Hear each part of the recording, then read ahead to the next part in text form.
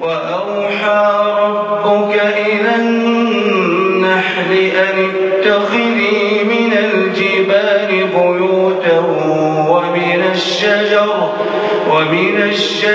ومما يعرشون ثم كلي من كل الثمرات فاسلكي سبل ربك ذللا يخرج من بطونها شراب مختلف ألوانه فيه شفاء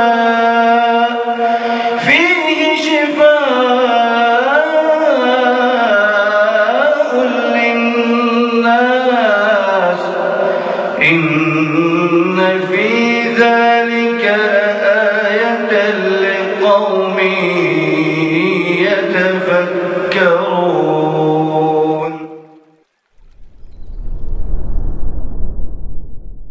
السلام عليكم ورحمة الله وبركاته. إن الحمد لله نحمده ونستعينه ونستغفره ونعوذ بالله من شرور أنفسنا ومن سيئات أعمالنا من يهده الله فلا مضل له ومن يضلل فلا هادي له أشهد أن لا إله إلا الله وحده لا شريك له وأشهد أن محمدا عبده ورسوله. قال تعالى يا أيها الذين آمنوا اتقوا الله حق تقاته ولا تموتن إلا وأنتم مسلمون. وقال يا أيها الناس اتقوا ربكم الذي خلقكم من نفس واحدة وخلق منها زوجها وبث منهما رجالا كثيرا ونساء واتقوا الله الذي تساءلون به والأرحام إن الله كان عليكم رقيبا. وقال تعالى يا أيها الذين آمنوا اتقوا الله وقولوا قولا سديدا يصلح لكم أعمالكم ويغفر لكم ذنوبكم ومن يطع الله ورسوله فقد فاز فوزا عظيما. فإن أصدق الكلام كلام الله وخير الهدي هدي محمد صلى الله عليه وسلم وشر الأمور محدثاتها وكل محدثة بدعة وكل بدعة ضلالة وكل ضلالة في النار. Amma ba'd, para bapak sekalian dan para ibu yang dirahmati oleh Allah Azza wa Jalla, pembahasan kita pada malam hari ini tentang al-mun'am alaihim, yaitu orang-orang yang diberikan kenikmatan atas mereka, sebagaimana yang termaktub, terwiridkan dan terbacakan dari surat Al-Fatihah, Siratal ladzina an'amta alaihim.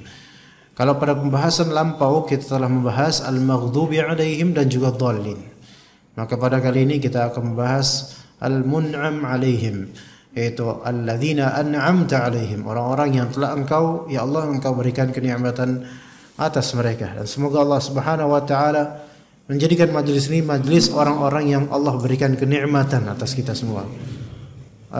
Di sini katakan oleh Ibnu Qayyim al-Jauziyah dalam kitab risalahnya, wa ammal mun'amu alaihim, adapun orang-orang yang diberikan kenikmatan atas mereka, fahumul ladzina manna Allahu alaihim bima'rifatil haqqi ilma wa bil inqiyadi ilaihi wa itharihi ala ma siwahu amala. Jadi barometer dapat kenikmatan secara hakiki itu simple secara teorinya, yaitu mereka adalah orang-orang yang telah Allah anugerahkan atas mereka apa? 3 hal, yaitu mengenal kebenaran secara keilmuan. Itu pertama, mengenal kebenaran secara keilmuan, itu kenikmatan pertama, namun belum sempurna nikmat tersebut. Yang pertama, kenikmatan pertama apa? Yaitu ma'rifatul haq ilma, mengenal kebenaran secara keilmuan. Jadi bukan sebatas kenal, pernah dengar, tetapi memang dia fahami baik-baik tentangnya, tentang kebenaran tersebut. Kemudian yang kedua, wabilin qiyadi ilaiha, wabilin qiyadi ilaihi, dan tunduk pada kebenaran.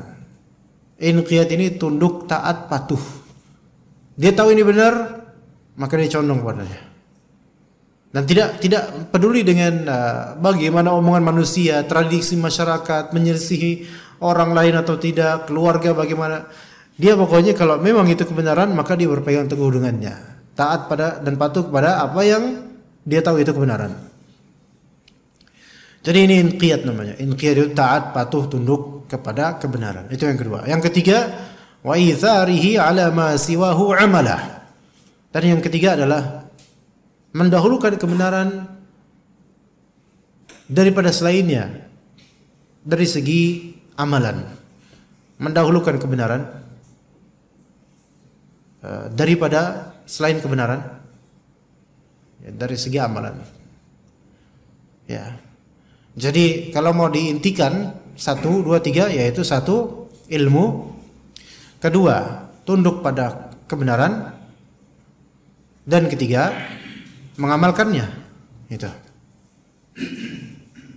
Maka itu sudah ya, itu adalah siratal ladzina an'amta 'alaihim. Itu. Ya, tahu tentang kebenaran, kedua tunduk padanya kebenaran, ketiga mengamalkannya. Mendahulukan kebenaran dibandingkan selainnya dari segi amalan. Dia beramal dengan kebenaran tersebut. Dia lebih dahulukan kebenaran dari segi amalan dibandingkan amalan-amalan yang tidak benar. Maka cukuplah ini sebagai barometer atau batasan siratal ladzina an'amta 'alaihim. Ya, dia tahu itu kebenaran, dia ikuti dan tunduk padanya, dan dia turutkan dengan mengamalkannya. Step 1, kemudian step 2, kemudian step 3 harus sempurna sebenarnya. Karena boleh jadi seseorang itu salah dalam step atau melangkah. Bisa jadi melangkah dengan salah satu langkah dari 3 langkah ini, ya, atau melangkahnya tidak urut. Kalau cuma salah satu, contoh, dia tahu itu benar, tapi step kedua dia tidak mau. Dia tidak mengakui itu kebenaran. Banyak ya orang ini. Banyak. Bahkan sampai level guru atau dai atau guru agama.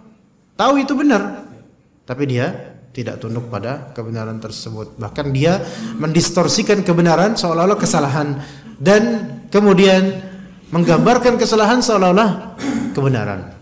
Maka ini step keduanya ini tidak diterapkan. Ini masuk ke dalam maghdubi alaihim, tahu kebenaran tapi enggak mau tunduk pada kebenaran, mirip orang Yahudi.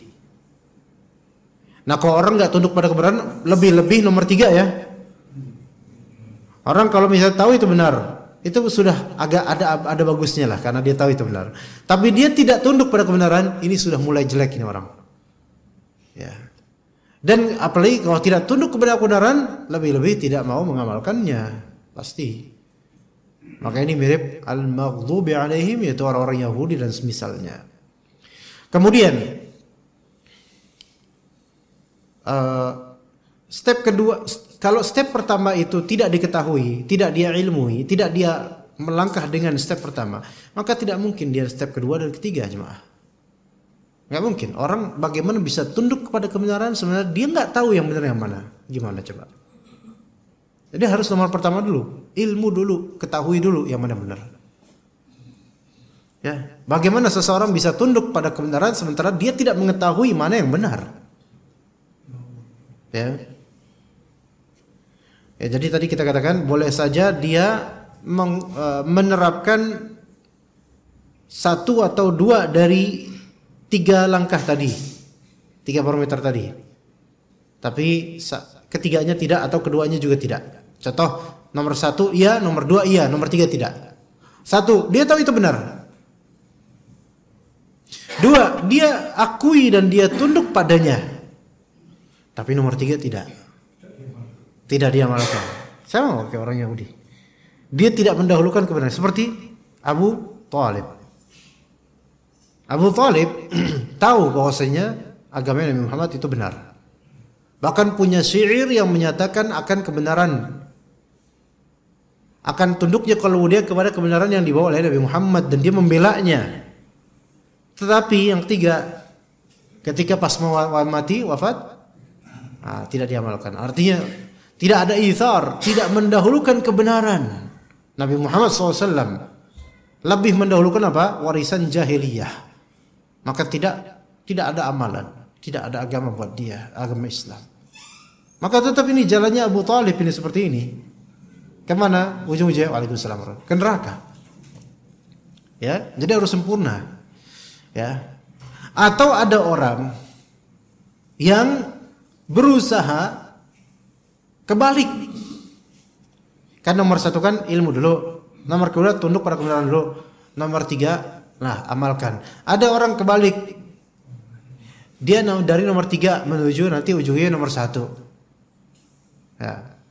Nomor 3 yaitu dia langsung beramal. Dan dia nggak tahu mana yang benar, tapi dia amalin aja. Dan itu banyak dari manusia, bahkan mungkin dulunya kita kayak gini. Kita ikut perkumpulan inilah, perkumpulan itu, aliran ini, majelis taklim ini itu, dan ternyata di dalamnya terdapat banyak kebidahan, wiritan-wiritan yang syirik, qasidah-qasidah yang syirik. Kita nggak tahu ya Rabbi bil Mustafa itu artinya apa. Kita nggak tahu gara-gara ya Rabbi bil Mustafa, huruf ba di sini menunjukkan tawasulnya dia kepada Rasulullah SAW setelah wafatnya. Juga kemudian doa-doa ya Sayyidi ya Maulana Muhammad, dia ya Habibi ya Rasulullah, ya man lahu jah indallah indal gimana? Pokoknya tanya aja orang yang melantunkannya di masjid-masjid, mereka tidak tahu artinya. Beneran Pak? Tanya aja.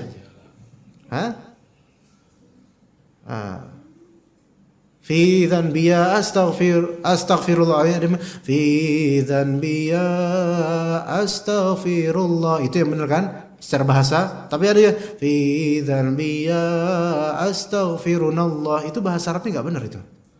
Nggak ngerti kan? Nggak ngerti. Karena apa? Ya itu yang terdengar di mana-mana, bahkan sekarang ditawarkan timer seperti ini sekaligus dengan apa? Openingnya itu yang seperti itu.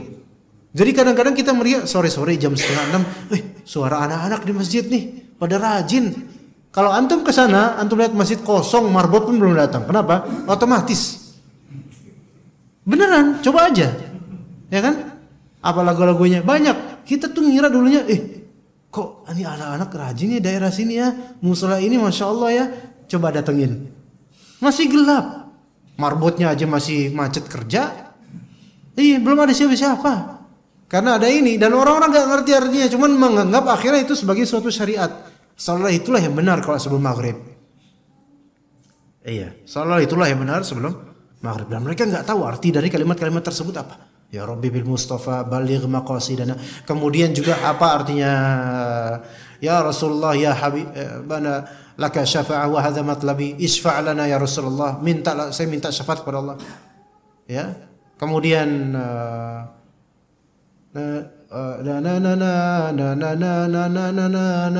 itu apa tuh? Ya Rabbil Mustafa ya. Terus ada juga ya man aludzu bihi. Ya, ada kayak gitu kan gimana kalimatnya? Siapa? Ya wahai Rasulullah, engkaulah yang aku aludzu bihi, yang berlindung dengannya, apa namanya? Bernaung dengannya. Berarti dia bertawakal sama siapa sekarang? Sama Rasulullah, dan beliau telah wafat alaihi salatu wassalam. Berarti bertawakal kepada mayit, kepada yang gaib selain Allah Subhanahu wa taala. Ini syirik. Syirik ini? Syirik, dan ini bisa menjadi syirik besar takutnya. Ngerti enggak orang ini? Nggak ngerti. Mengamalkan nggak? Langsung diamalkan. Karena mengira bahwasanya itulah yang benar. Langsung mengamalkannya. Tanya orang-orang yang mengatakan, ketika mereka tanya, ada nggak ini riwayat dari Rasulullah tentang wiritan semacam ini? Mereka akan beralasan ini sudah menjadi tradisi. Itu satu.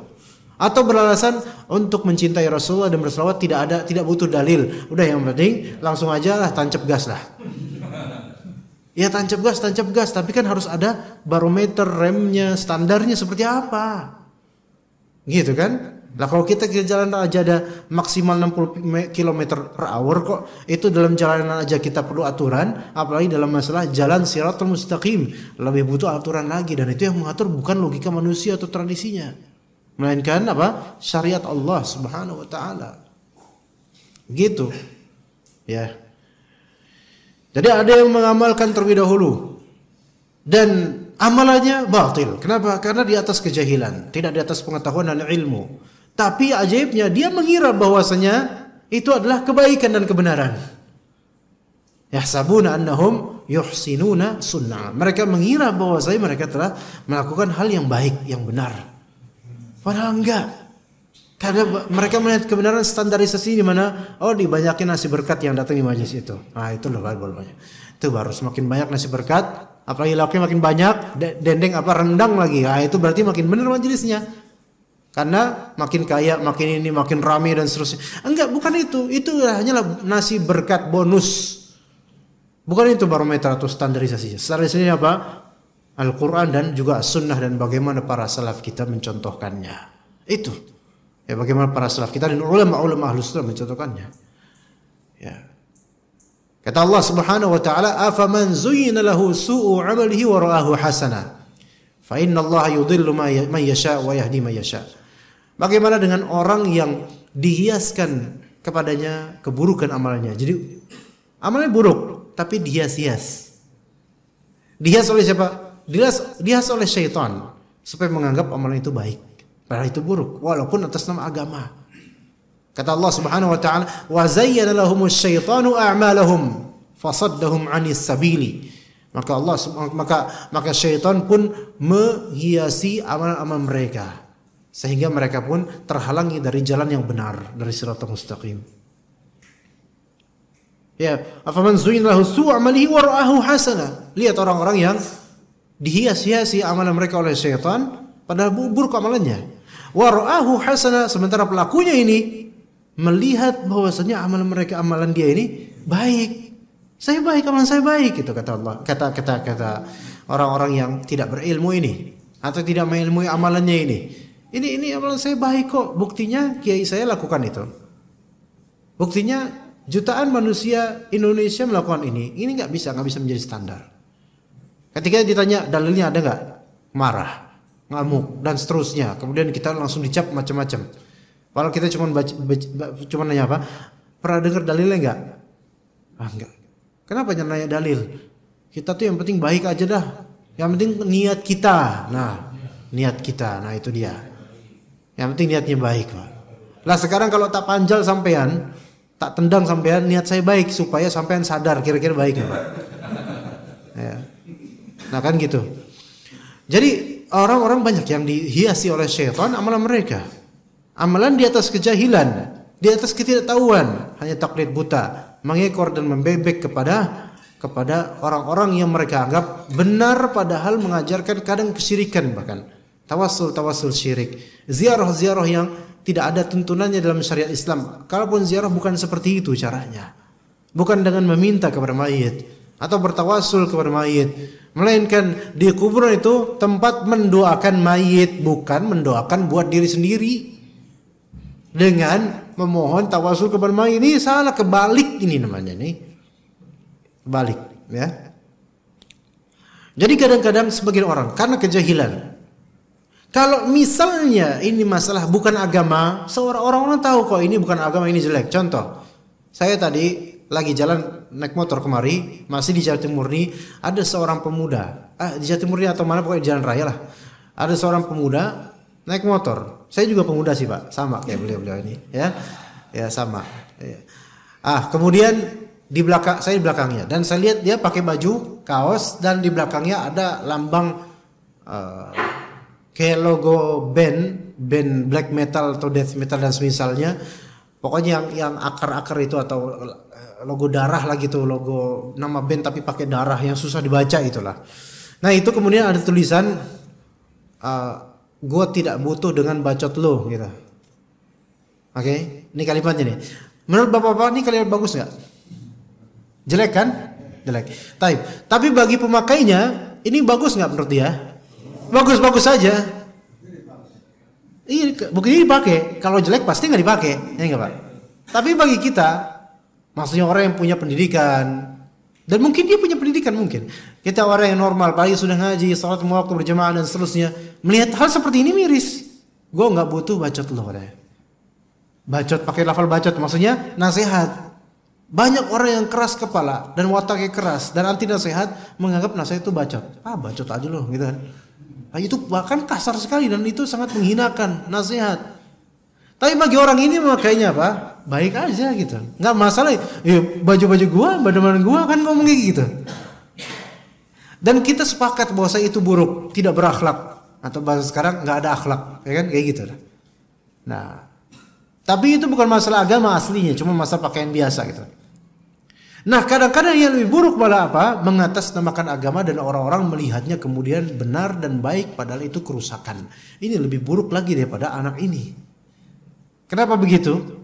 Karena orang kalau niat sepakat satu RT, satu RW, kecamatan, kelurahan, bahkan mungkin Jakarta atau Bekasi ini, satu Bekasi mungkin sepakat ini nggak baik, nggak berakhlak, sepakat. Tapi kalau soal bid'ah, justru kebanyakan orang menganggap ini nggak apa-apa, ini baik, yang penting niatnya baik tuh lihat. Boleh jadi itu anak yang naik motor menganggap niat saya baik supaya apa? Supaya jangan merasa paling benar gitu kan? Ayo, kalau mau pakai niat baik nggak ada standarnya relatif. Semua orang punya standar masing-masing. Makanya kembalikan ke Al-Quran dan juga Sunnah dan bagaimana para sahabat, tabi'in, tabi'ut tabi'in dan para ulama yang mengikuti mereka menstandarkan. Nah begitu. Taib. Kemudian ada firman Allah di surat An-Nisa ayat 69.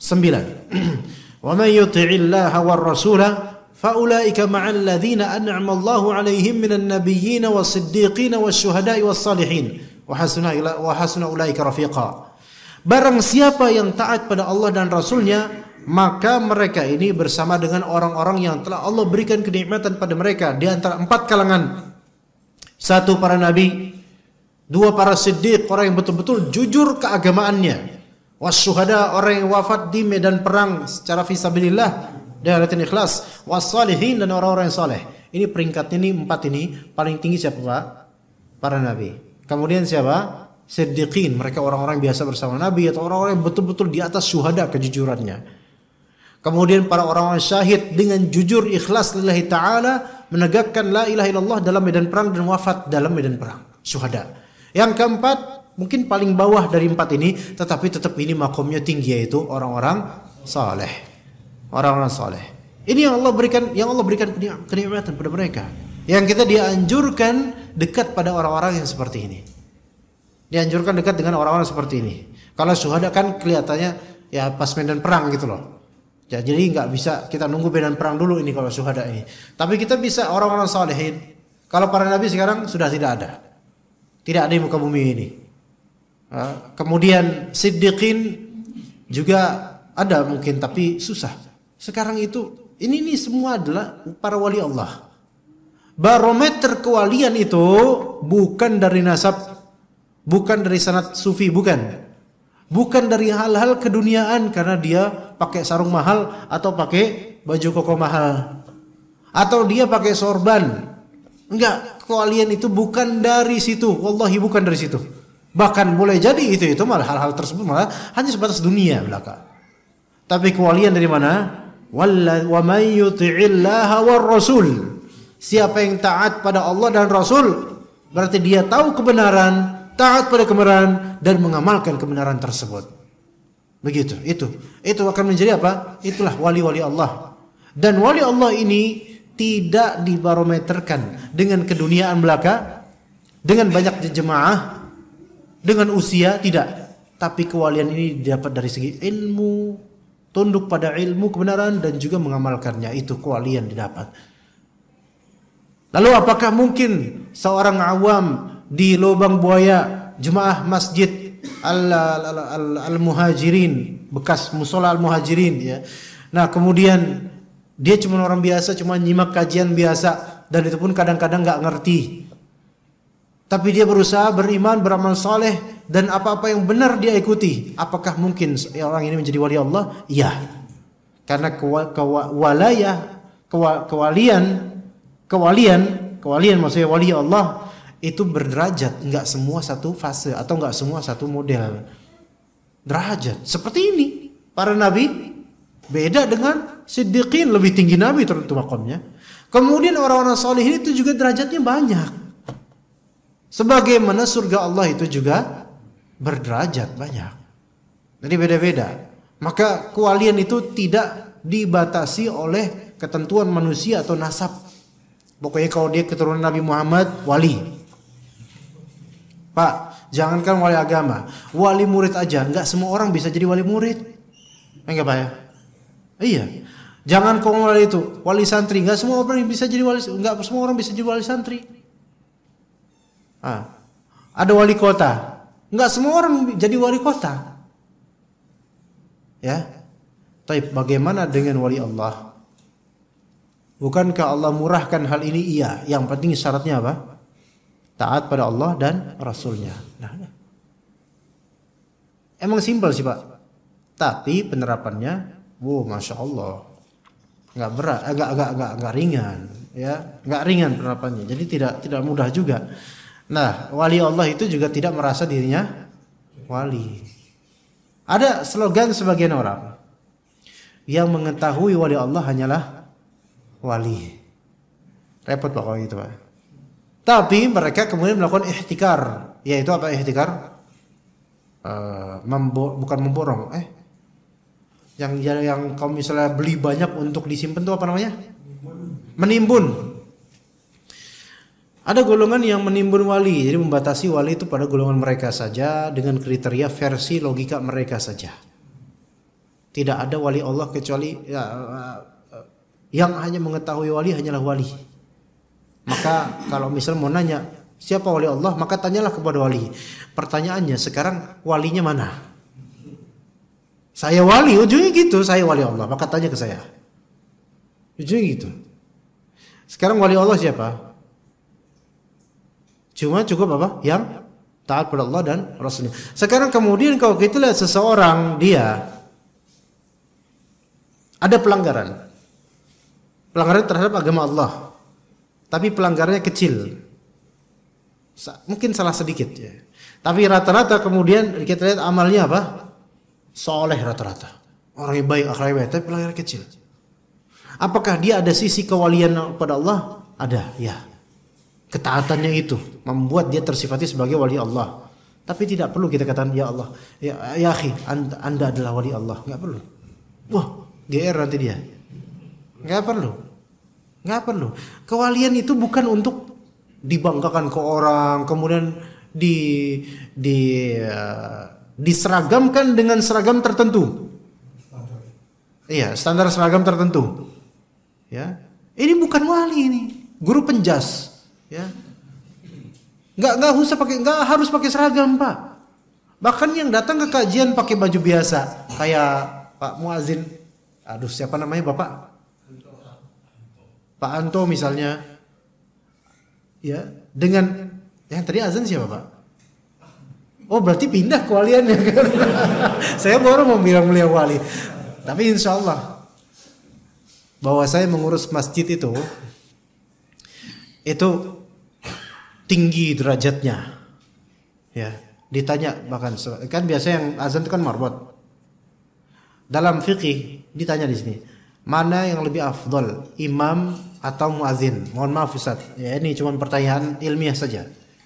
Yang lebih afdol imam muadzin. Iya, muadzin. Dari segi pahala juga, iya. Masya Allah. Rasulullah SAW di zaman beliau SAW ada seorang sahabiyah perempuan yang sudah menopause, sudah tua dan berkulit hitam. Perempuan ini mengurusi masjid, membersihkan hal-hal kecil yang ada di masjid dari kotoran. Itu seorang perempuan. Kemudian, dan ini udah menopause, nggak ngurus anak, nggak ngapa-ngapain, cuman ngurus masjid tok. Suatu hari Nabi SAW kehilangan akan beliau radhiyallahu anha. Maka ditanya, kemana Fulanah? Kok nggak kelihatan hari ini? Fulanah, beliau sudah wafat ya Rasulullah semalam. Udah dikubur? Iya. Afala adzantumuni? Kenapa kalian tidak memberitahu aku bahwa beliau wafat? Kami takut udah malam ya Rasulullah, takut ganggu Rasulullah SAW. Ya. Sallallahu alaihi wasallam. Ahsan, masya Allah, barakallahu fik. Nah kemudian habis itu apa? Dulluni ala qabriha, kata Rasulullah SAW. Coba tunjukkan aku di mana kuburnya dia. Sehingga Rasulullah SAW karena kan luput dari mensolati jenazah, maka beliau pengen mensolatinya di kuburannya. Lihat, Rasulullah bela-belain mensolati ke kuburannya karena seorang perempuan ini adalah pengurus masjid. Ya, maka DKM, Marbot itu mereka memiliki kewalian dalam ibadah mengurus masjid, bukan hal yang remeh. Selama apa? Selama jujur, sayangnya ini bukan di Maulid Jirin, di tempat lain itu banyak terjadi korupsi. luar biasa. Ya, belum lagi kemudian perselisihan yayasan dengan DKM itu banyak, walaupun masih sunnah. Itu banyak bikin pusing.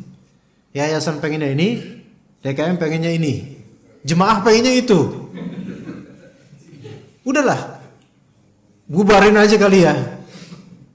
Kalau diganti kelenteng baru mereka pada sepakat tuh satu jalur kali. Jadi perselisihan banyak, gitu loh. Tapi di sini ada kewalian. Hatta walaupun marbot itu orang awam, nggak banyak ilmunya, tapi dia berusaha mengamalkan. Ada sisi kewalian dalam dirinya, keberkahannya betul-betul. Jadi wali itu barometernya taat.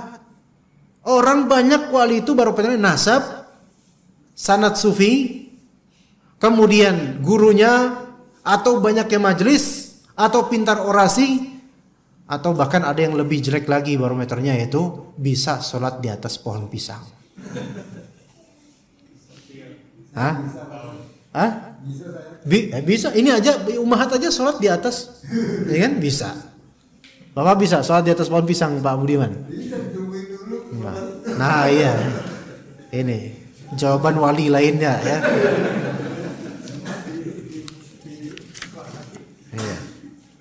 Maka kemudian kata Ibnu Qayyim al-Jauziyah rahimahullah, wa haula'i humul ladzina 'ala sabilin najah. Mereka lah orang-orang yang berada di atas jalan keselamatan. Wa man siwahum 'ala sabilil halak. Adapun selain mereka itu di atas jalan kehancuran. Wa li hadza amarna Allah subhanahu an naqula kulla yawmin wa lailatin 'iddata marat ihdinas siratal mustaqim siratal ladzina an'amta 'alaihim ghairil maghdubi 'alaihim waladdallin.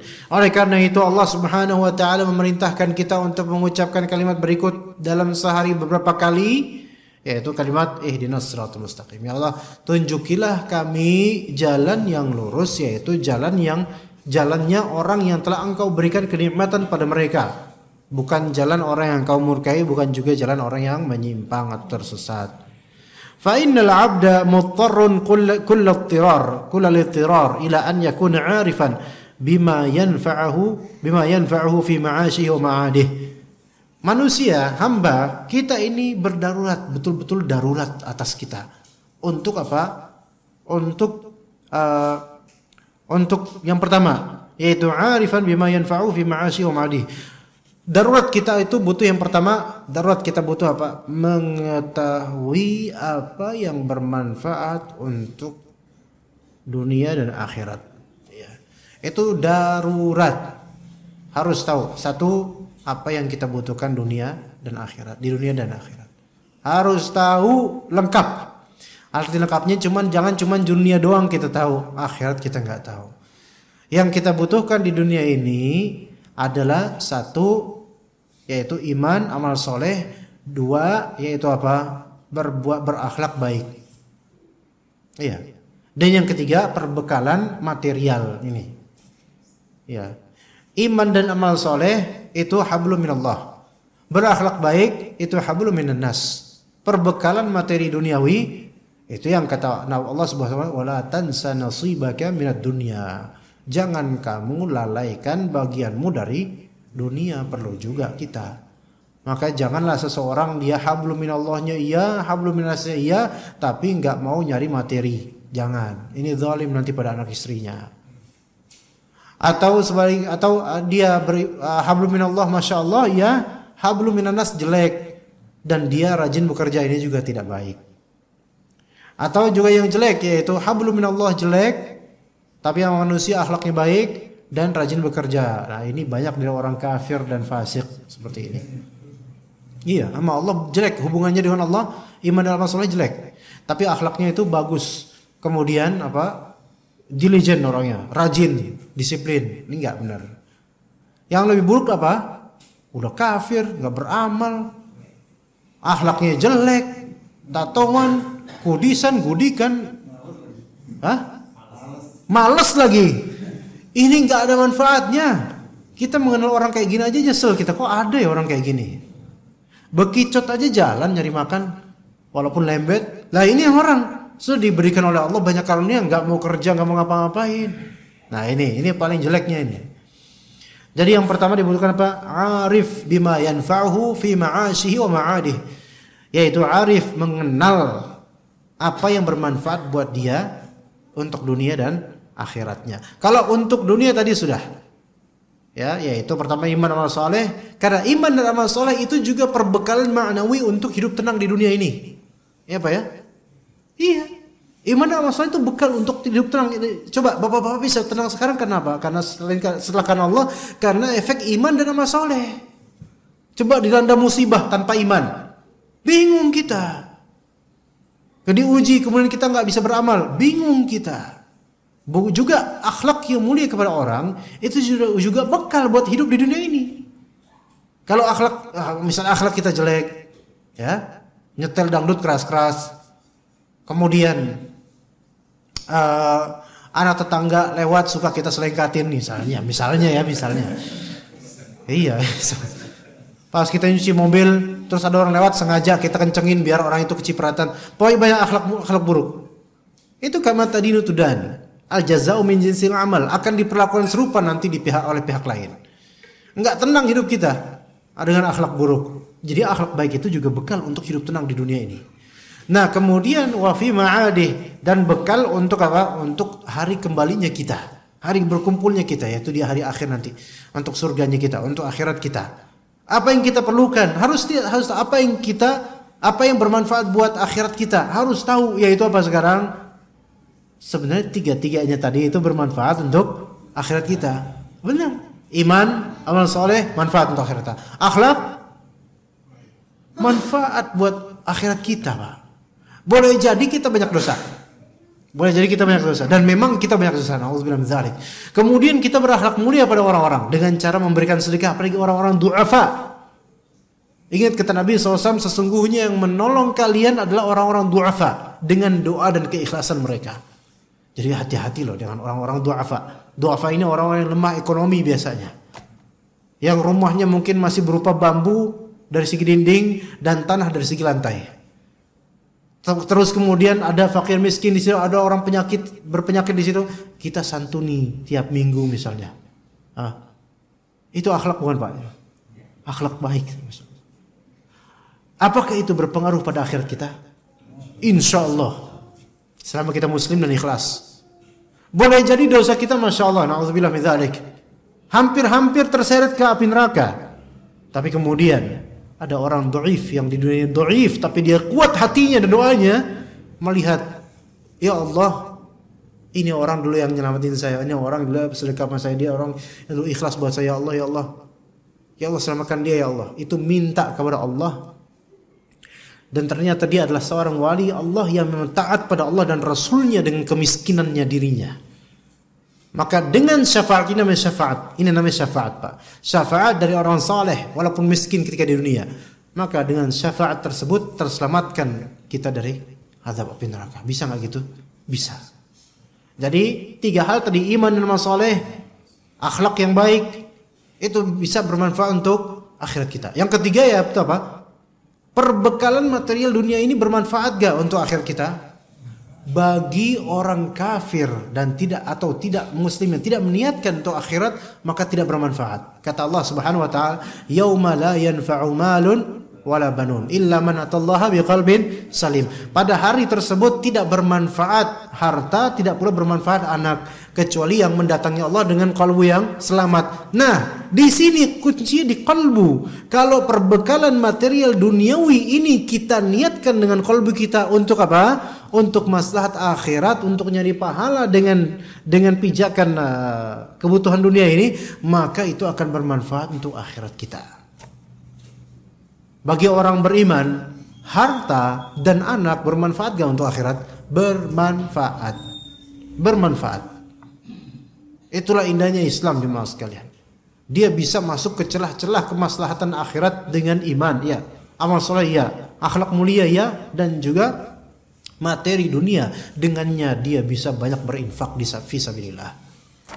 Iya, bisa seperti itu.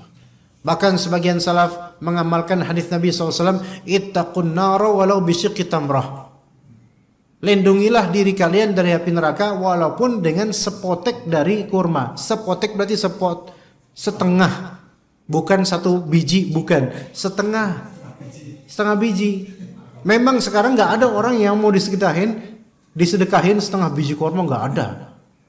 Nih, buat Pak Amin setengah, buat saya stoples. Ya Allah, start gitu kan. Memang nggak ada yang sedekah seperti itu sekarang. Itu maksud dari Allah apa? Bahwasanya sedekah sekecil apapun selama ikhlas itu bisa bermanfaat untuk akhirat. Dan cara mendapatkan hal yang disedekahi itu dengan cara apa? Mencari kebutuhan duniawi kan, kerja kan? Iya, jadi kerja ini bisa buat akhirat. Jadi jangan kira starting motor di awal, mandi di pagi hari, starting motor, manasin motor, kemudian jalan menghadapi kemacetan, itu jangan kira sia-sia selama ada niat lillahi ta'ala. Itu insyaallah berefek untuk akhirat kita. Baik, nanti kita lanjutkan ba'da azan insyaallah. Jika ada punya pertanyaan nanti insyaallah ba'da penjelasan. Setelah penjelasan. Baik, sedikit lanjutkan. Jadi secara darurat kita harus yang pertama mengetahui apa yang bermanfaat untuk kehidupan akhirat, untuk dunia dan juga kehidupan akhirat. Yang kedua, wa an yakuna mu'athiran murida lima yanfa'uhu mujtaniban lima yadurruh. Yaitu memiliki an yakuna mu'thira, yaitu mendahulukan hal yang bermanfaat dan menginginkannya, mendahulukan hal yang bermanfaat dan menghindari yang bermudarat. Itu darurat kita, darurat untuk melakukannya. Yaitu kita lebih berpihak pada hal yang bermanfaat dibandingkan yang bermudarat.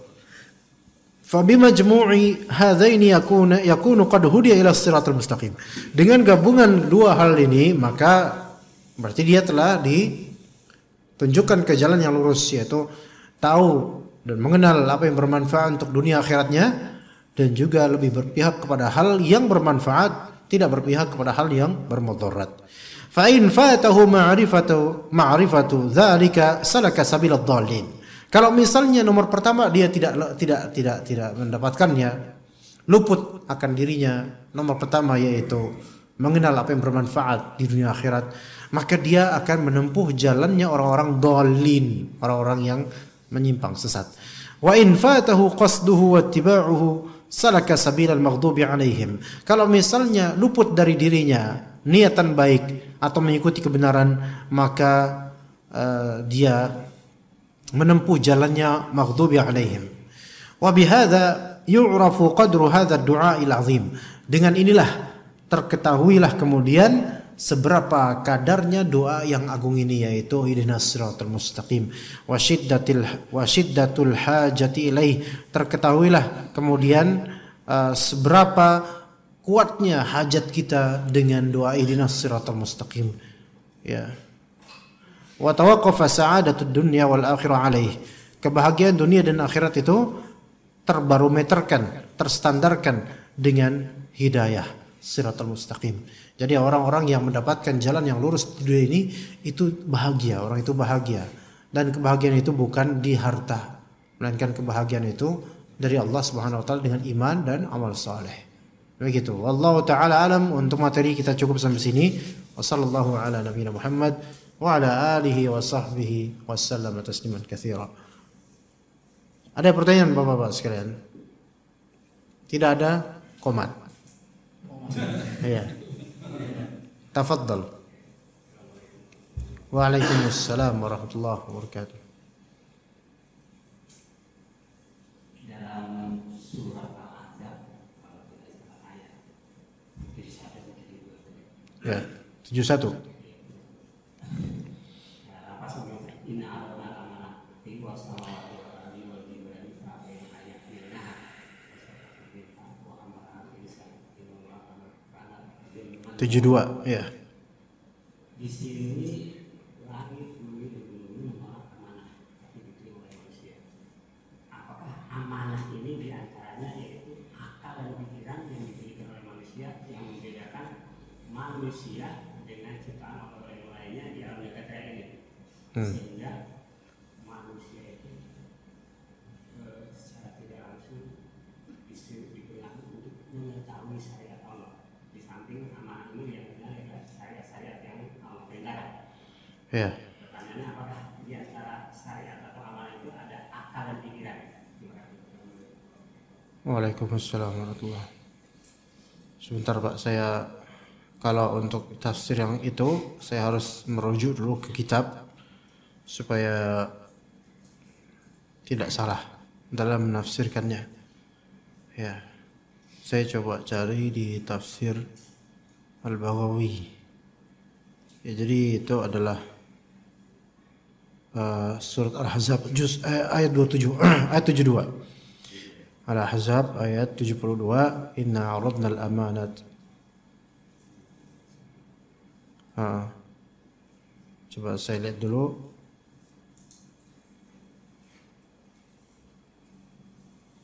Ya, inna 'aradna al-amanat. Maka di sini makna dari amanah, sesungguhnya kami hamparkan amanah ke langit dan bumi dan juga gunung-gunung. Fa abaina an yahmilnaha. Tapi kesemua itu menolak, gak mau menanggung amanah tersebut. Tapi manusia kemudian menanggungnya. Ya. Maka amanah ini para ulama, salaf ulama ahli tafsir mereka beragam pendapat. Ada pendapat pertama yaitu makna amanah ini adalah ketaatan dan kewajiban yang Allah wajibkan. Itu pertama. Tadi Bapak bilang apa Pak? Yang tadi akal ya, akal dan ilmu kali ya. Ya itu satu ya. Ada yang berpendapat di antara Ibnu Mas'ud mengatakan amanah ini maksud adalah salat, zakat, puasa Ramadan dan haji, sampai bayar hutang, adil dalam timbangan ya, dan titipan dan seterusnya. Ini sebenarnya sama, yaitu kewajiban. Begitu juga dengan kata Mujahid, yaitu kewajiban. Dan kata Abu Aliyah bahwa amanah yang maksud adalah apa yang diperintahkan oleh Allah dan apa yang dilarang. Ada yang mengatakan dari Zaid bin Aslam yaitu amanah di sini adalah puasa dan mandi junub gitu, di antaranya gitu. Ya. Sebenarnya amanah ini lebih ke ini Bapak ya, semoga Allah rahmati Bapak. Amanah di sini lebih ke apa yang Allah wajibkan. Adapun akal bukan di akalnya yang amanahnya, tetapi apa yang dipahami oleh akal dari ilmu. Nah itu. Ya, apa yang dipahami oleh akal dari ilmu. Ya, jadi maksudnya di sini amanah ini adalah ilmu dan amal. Kewajiban dalam berilmu dan beramal. Itu yang dimaksud. Ringkasnya seperti itu. Ya, maka inna 'aradnal amanat, kepada kami telah menghamparkan di sini menjajakan. Ayo mau enggak langit, bumi dan gunung-gunung untuk menanggung amanah amal dan ilmu ini, kewajiban-kewajiban ini. Maka mereka abaina, yaitu mereka menolaknya. Tapi pertanyaannya, apakah di antara amanah itu adalah akal? Tentu akal adalah amanat. Akal adalah amanat. Ada kali ini titipan. Dan akal ada di kalbu. Dan Allah Subhanahu wa taala akan menanyakan nanti apa yang dihasilkan oleh akal kita.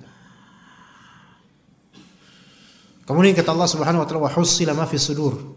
Apa-apa yang di kalbu itu juga akan terwujud di akhirat nanti, isi-isi kalbu. Berarti akal ini akan diminta pertanggungjawaban. Ini menunjukkan akal adalah salah satu bagian dari amanah. Tetapi untuk mengatakan bahwasanya amanah yang dimaksud di dalam ayat ini adalah akal, itu saya belum tahu. Saya tahunya sebagaimana dikatakan oleh para ulama, yaitu kewajiban seperti iman dan amal saleh. Ya, adapun akal ini kan bukan kewajiban, melainkan dia alat. Ya, dia alat. Wallahu a'lam. Jadi untuk mengatakan bahwasanya Allah Taala menjajakan akal pada langit, bumi dan gunung-gunung, itu saya belum tahu tafsirannya. Wallahu a'lam. Tetapi kalau Allah menjajakan kewajiban taklif syar'i, kewajiban syar'i ya seperti salat, zakat dan seterusnya kepada langit dan bumi dan gunung-gunung, iya, betul. Zahirnya begitu. Tapi semuanya menolak. Yang menolak ini apakah langit, langit, bumi dan gunungnya atau malaikat-malaikatnya? Yang menolak ini adalah siapa? Yang menolak adalah malaikat langit, malaikat gunung atau malaikat bumi, atau langit, bumi dan gunung yang menolak? Yang menolak siapa, Pak? Langit, bumi dan gunung. Karena malaikat enggak bakal nolak. Ya enggak? Karena malaikat sifatnya apa? Ya pasti taat. Yaf'aluna ma amarahum la ya'sun Allah la ya'sun Allah wa yaf'aluna ma yu'marun. Pasti bakal melakukan apa yang diperintahkan oleh Allah. Ya, tapi ini bukan malaikat, melainkan zat langit, bumi dan gunung-gunung itu. Ya, itu mereka tidak mau yahmilnaha, enggak mau terbebani dengan amanah pembebanan syariat. Maksudnya pembebanan syariat itu kewajiban dan hal-hal yang diharamkan. Tapi kemudian manusialah yang menerimanya. Sejak Nabi Adam alaihissalam menerima pembebanan syariat. Tapi dengan menerima manusia ini juga akan memuliakan manusia. Karena manusia itu kalau menerima syariat dia mulia. Cuman kenapa Allah katakan insan itu zalumun jahula? Karena banyak terjadi pelanggaran walaupun manusia sudah dimuliakan dengan syariat. Banyak terjadi pelanggaran makanya zalim dan jahul, yaitu sering bersikap tidak benar, tidak baik, jahul.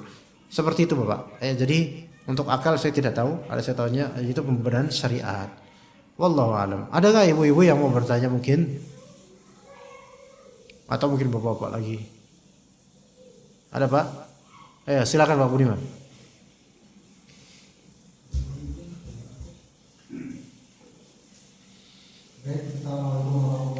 Waalaikumsalam warahmatullahi wabarakatuh. Bagaimana yang kita tahu di daerah Jawa Timur atau Jawa Tengah dan Barat yang ini berperan dengan wali, Pak? Ya Pak. Wali. Yang berperan apa? Ya, dibilangin wali itu dia tak pakai celana. Baju, merokok. Nanti dia untuk toko apa? Orang malah kepikiran gitu. Ya. Karena dia mau wali. Nah itu bagaimana itu? Ya. Waalaikumsalam warahmatullahi wabarakatuh. Menurut jadi apakah di Jawa Tengah, Jawa Timur atau Jawa lainnya atau manalah wali itu kok semi telanjang kemudian gembel. Ada juga sekarang Habib yang agak gimbal-gimbal itu ada juga. Nah, itu sama juga itu nggak jauh beda itu. Cuman itu pakai pakaian aja sedikit. Ya. Nah, dan seterusnya dari hal-hal yang nggak pantas dengan kalian. Terus Pak Budiman nanya, terus bagaimana pendapat saya? Saya bilang saya nggak dapat apa-apa. Jadi saya nggak bakal membela mereka karena saya nggak dapat apa-apa dari mereka. Iya. Kalau ada cuan baru kita ngomong. Yang seperti ini disebut oleh sebagian orang-orang tasawuf atau sufi sebagai wali majdzub namanya. Wali majdzub. Itu kalau bahasa Arab bagusnya ngomong majdzub. Tapi kalau bahasa Jawanya majdzub. Ya. Apa itu majdzub? Wali yang terhijab, tertutup, enggak kelihatan kewaliannya. Justru kok kelihatannya kontras gitu loh. Kayak orang gila, padahal wali gitu kata mereka. Ini wali yang tersembunyi gitu. Ya. Ini gimana ya? Kalau ada daftar ketololan, ini masuk ke dalam ketololan. Iya. Ya. Sekarang coba, ini ada suratnya Pak. Nih ya. Sekarang nih ya, saya tampilkan kepada kita dalil.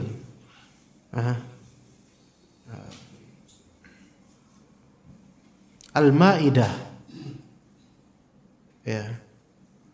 Al-Maidah ayat 55. Innama waliyukumullahu wa rasuluhu walladzina amanu alladzina yuqimuna as-salata wa yu'tuna az-zakata wa hum raki'un. Ya. Sesungguhnya wali kalian adalah Allah. Wali ini penolong. Wali kalian adalah penolong kalian adalah Allah dan Rasulnya. Dan juga disebut wali alladzina amanu alladzina yuqimuna as-salata wa yu'tuna az-zakata wa hum raki'un. Yaitu orang-orang yang mendirikan salat, menunaikan zakat, dan wahum raki'un. Mereka ruku'. Betul-betul rajin salat. Ya. Sekarang wali gimbal sebagian wali ya yang seperti itu nggak pakai baju kemana-mana, rokoknya juga lintingan kemana-mana gitu kan, nggak nonstop ya, dan pakai celana pendek, udelnya itu gentayangan kemana-mana, celana pendek kemudian pahanya kelihatan, Iya, hitam hidup lagi. Nah kemudian yang seperti ini disebut wali. Dan ngegembel kayak gitu, sikat gigi nggak pernah. Iya, mana pernah sikat gigi, nggak pernah sikat gigi. Kalau ketawa itu, ini sebenarnya orang zikir langsung kalau ngeliat dia ketawa. Iya, saking ajaibnya ngeliat penampakan seperti ini. Makanya sepertinya apakah wali? Enggak, ini wali syaitan mungkin. Salat, kalau kita lihat salat tidak. Ya. Banyak yang tidak salat walaupun sebagiannya mungkin salat. Tapi kalaupun salat, ada yang salat kemudian pakai pakaian seperti itu, tidak sah salatnya, sama seperti tidak salat. Tuh. Ya, gembel seperti ini, wali gembel. Ya. Kemudian zakat. Mana mereka kenal zakat? Yang ada mereka selalu minta-minta dan maunya dikasih. Iya. Lagi pula zakat apa yang mereka tunaikan? Enggak punya penghasilan kok, gimana mau zakat? Mereka dizakati mungkin harusnya. Ya. Dan hal-hal yang seperti ini disebut wali majdzub. Wali yang tertutup kewaliannya, tampaknya itu kayak bukan wali, seperti orang gila, tapi hakikatnya dia wali. Yang model mirip orang gila aja itu udah jadi wali, apalagi yang kayak kita lebih wali lagi dong harusnya daripada mereka. Iya, kita kan nggak gila. Iya. Atau jangan-jangan yang mewalikan orang gila ini lebih gila lagi sepertinya. Iya. Cuman orang gila yang ngewaliin dia pakai baju koko. Iya. Nah ini orang gila eksekutif ini. Gimana? Kemudian dicium tangan. Itu tangannya bekas cebok mungkin nggak lagi, kita nggak tahu wali-wali seperti ini. Kita nggak, mungkin mereka nggak tahu terus salat aja diabaikan, apalagi urusan yang lebih rinci lagi seperti cebok dengan tangan kiri lah, gitu kan ya? Harus makan dia dengan tangan kanan. Nah ini bisa aja ya cebok pakai tangan kiri, ngudutnya pakai tangan apa? Kiri juga, kemudian makan juga kadang-kadang bisa pakai tangan kiri dan seterusnya. Kemana-mana jalan nggak ada malunya, pamer aurat dan seterusnya. Apa yang seperti wali? Wali itu yang taat pada Allah dan Rasulnya, dan ini bukan ketaatan. Ya, sayangnya kemudian ini majdzub. Kenapa? Karena dia punya perjalanan ajaib, rihlah gaibiyah, rihlah secara gaib. Atau dia keturunan dari wali fulan, keturunan Gus fulan dan seterusnya. Inilah barometer orang-orang seperti ini. Atau dia punya keajaiban khariqul lil adah, yaitu sesuatu yang di luar kewajaran umumnya orang. Bisa pernah terbang lah, pernah ngapain ya? Berjalan di atas, sholat di atas air. Dan itu pun hanya hikayat dari orang, enggak ngeliat langsung. Kalau disuruh ulang, Beb, ada pewali coba pakai sejadah sholat di atas air, nyemplung, nggak bisa berenang, mati, selesai kewaliannya, kelas, ya, nggak pernah sholat, jadi keramat tempatnya. Ini tempat kematian wali. Ini lihat orang-orang ini, wa zayyana lahumus syaitanu a'malahum. Syaitan telah menghiasi amalan mereka yang jelas-jelas jelek, kerasa banget jeleknya. Kenapa kok orang-orang ini tuh ikut? Kenapa? Karena mereka dipengaruhi oleh syaitan. Syaitan itu kalau udah mempengaruhi orang udah bisa kehilangan akalnya. Diikutin aja. Bahkan bukankah Nabi SAW mengkhawatirkan nanti orang-orang muslim ini ikut Yahudi Nasara, sampai orang Yahudi Nasara masuk ke dalam lubang binatang top, kita bukan ikut. Walaupun itu suatu mustahil, tetap diikutin. Itu gara-gara apa? Mengikutin treknya syaitan. Ya. Kita cukup sampai sini insyaallah. Wassallallahu ala nabiyina Muhammad wa ala alihi washabihi ajma'in. Subhanakallahumma bihamdika asyhadu an la ilaha illa anta astaghfiruka wa atubu ilaik. Wassalamu alaikum warahmatullahi wabarakatuh.